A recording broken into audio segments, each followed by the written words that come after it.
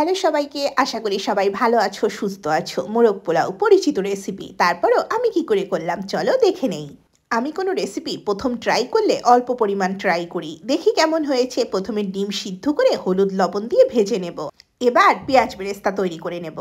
ওই তেলের মধ্যে এলাচ, দারচিনি, তেজপাতা ফোড়ন দিয়ে একটু নেড়ে চেড়ে নেব। দিয়ে দেব পরিমাণ মতো পেঁয়াজ আর কাঁচামরিচ। পেঁয়াজ আর কাঁচামরিচটা একটু লাল লাল করে ভেজে নেব। বেশ অনেকগুলো মশলা ইউজ করে আমি যে মিশ্রণটি রেডি করেছি সেটা এখন দিয়ে ভালো করে কষিয়ে নেব। স্ক্রিনে ভালো করে দেখতেই পাচ্ছ আমার ইউজ করা মশলার লিস্ট। প্রত্যেকটা উপাদান মনে করে শেয়ার করা কঠিন হয়ে যেত, আর তাই লিস্ট করে লিখে দিয়েছি। এরপর আমি চিকেনটা দিয়ে দেব। আমি একটু হলুদ আর লবণ মাখিয়ে রেখেছিলাম। এই পর্যায়ে আমি একটু শুকনো মরিচ গুঁড়ো অ্যাড করব। চুলা সবসময় মিডিয়াম হিটে রাখতে হবে আর এভাবে কষাতে হবে। আজকে বাড়িতে লিকুইড মিল্ক ছিল না, দিয়ে দেবো 1 চামচ পাউডার মিল্ক আর 1 চামচ চিনি। মোটামুটি সব উপাদান দেওয়া হয়ে গেছে, এখন আর একটু কষিয়ে নিচ্ছি। আর কষানো হয়ে গেলে পরিমাণ মতো জল অ্যাড করব।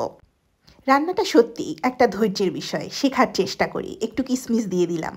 জল দেওয়ার পরও হিট বাড়ানো যাবে না, মশলাটা তাহলে পুড়ে যাবে, যেহেতু আমি অল্প জল ইউজ করেছি। আর এরপর পরিমাণ মতো লবণ দিয়ে দেব। চিকেনের কালারটা দেখেই বোঝা যাচ্ছিল এটা প্রায় হয়ে এসছে, যা সুগন্ধ বেরিয়েছে। যাই হোক, এবার চিকেনটা তুলে নেব।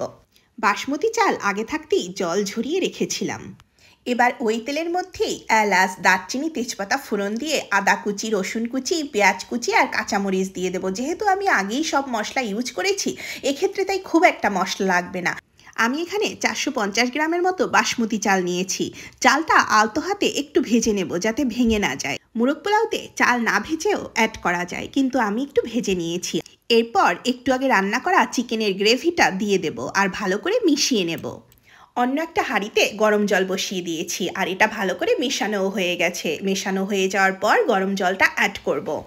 আমি সবসময় বিশ্বাস করি রান্না একটা শিল্প, আর রাঁধুনিই পারে একে কালারফুল করে তুলতে। আমি এই পর্যায়ে 1 চামচ গুঁড়া দুধ আর 1 চামচ চিনি অ্যাড করব।